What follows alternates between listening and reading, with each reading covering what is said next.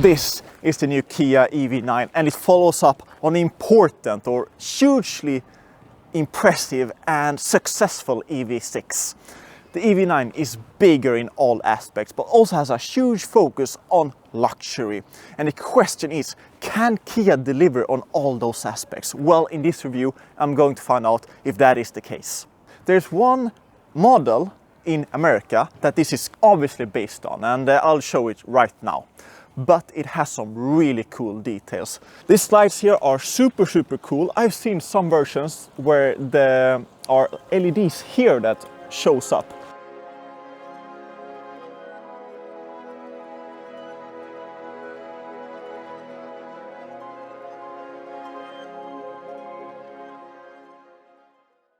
There's a frunk underneath, but being such a big car, I was expecting it to be a little bit bigger. So this is the max spec 4-wheel drive GT line version, which means that you have engines in the front as well, and that eats up space.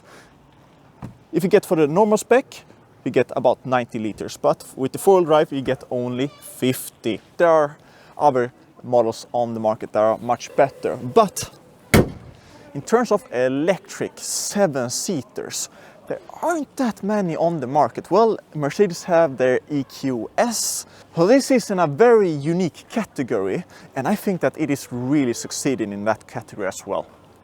But if you come to the sides, this is completely brand new, and I mean that because it basically came to Sweden or got unloaded this week, and this car does not have the standard wheels. These are optional wheels and they are black. Luckily these are a bit smaller than the standard ones. These are 20 inch, the standard ones are 21 inch, which gives you more sidewall and in general a better ride.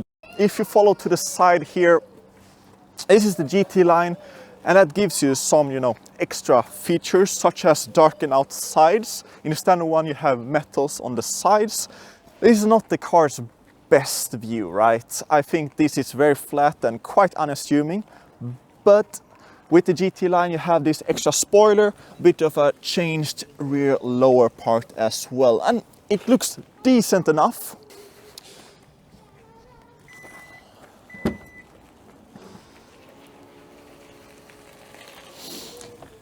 And here is where a lot of the magic happens, because this is a super spacious electric vehicle. This has the 7-seat option. There's also the 6-seat option. The middle seats will only be 2 seats. And those seats can swivel to the outside to make it easier to fit, child seat and those types of things. A really smart solution. Fold the rear seats down and you get about 850 liters of space, and fold the middle seats forward as well, and you have 1500 liters of space or more. You can load a lot of stuff in this car, and luckily everything falls flat as well. And now it's time for me to find out how well I fit in the third row seat, and there's a button on the side of the second row seat to move the seat in this position, which makes it possible for me to get in with some amount of dignity.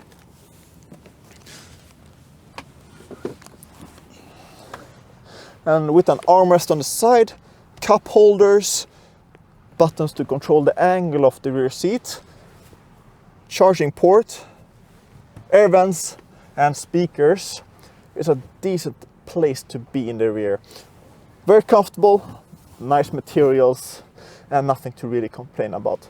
Putting the second row of seats up is a bit of a hassle, and you have to actually use your muscles a bit, I think. Could be done simpler, especially have this button here and this button here, and then you have this lever here. They could have made it a bit simpler. Obviously, once you get used to it, you'll get used to it, but for me it was a bit unnecessarily complicated. But huge doors in the rear, which makes it very easy to get in and out. Solid closing sound, feels very solid. Real handle here as well. Have individual climate controls for the rear. You can change the angle of the bench on this side and on this side. Armrest with cup holders.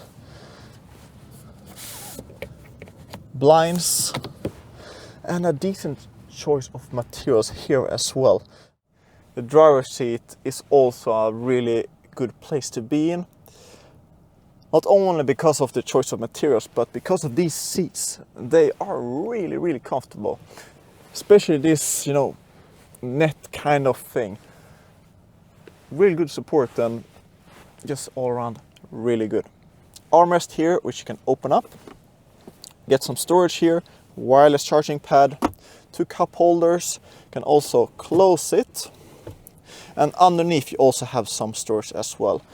If you get to the driver related stuff, mainly the steering wheel, you have manual controls for the cruise control and manual controls for increasing and decreasing the temperature. Of course, you have a digital gauge cluster, digital infotainment screen, and this for the climate control. Unfortunately, you don't really see it that well when you sit in the driver's seat. But pressing this button and you have it on the middle screen. There's a lot to talk about regarding the infotainment system. It takes some time getting used to, especially if you want to cancel all the beeps and sounds that activates automatically. You have to cancel them every time that you start the car. So there's a hotkey that you can program to cancel the speed warning system, for all of the beeps that comes when you are not alert. There's a camera here that will sound if you're not paying too close attention. If you're not being perfectly within the lines, the car will beep, and there are a lot of beeps. And you have to get quite deep into the infotainment system to cancel all of these things. Kia knew what they did when they designed the EV9. The suspension, the steering, how the throttle responds to my inputs, just everything feels so well suited or well calibrated. It's heavy though, about 2.6, 2.7 tons. And you feel that, especially in a bit tighter corners. But other than that, it is phenomenally damped. And all the tech that you have, the automatic regen that's coupled with the radars and the cameras, so you don't really have to set different levels of regen.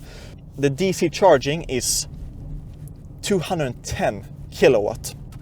So 10 to 80% will take about 30 minutes optimal. And I've seen other reviewers test this, and it has delivered basically every time. In this spec, 800,000 Swedish kroner, with the lesser spec about 700. I mean, this size of a car, this amount of luxury, this amount of tech, there's definitely a buyer for this type of car. When I started the car up at 100%, I got about 430 kilometers of range, and that is decent for this temperature. I mean, it's almost winter here in Sweden, around 0 degrees. So 430 kilometers of range in this weather is acceptable as well. And when you have the fast charger that will fill the battery up in about 30 minutes, I mean, it's a very usable car as well.